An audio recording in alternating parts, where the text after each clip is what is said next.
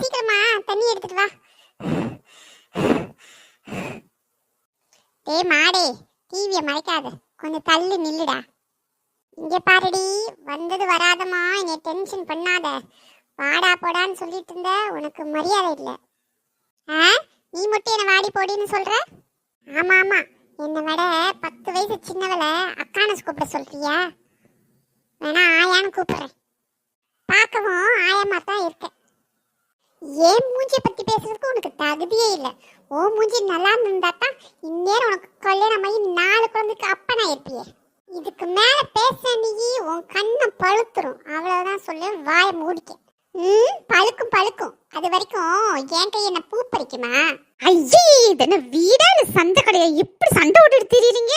என்ன பெரியவனே, உனக்காத அறிவு வேணா? அவதான் சின்ன பிள்ளை, தெரியாதனமா பேசுறா. நீ தான் மாடு மாதிரி வளர்ந்துருக்க. தங்கச்சின்னு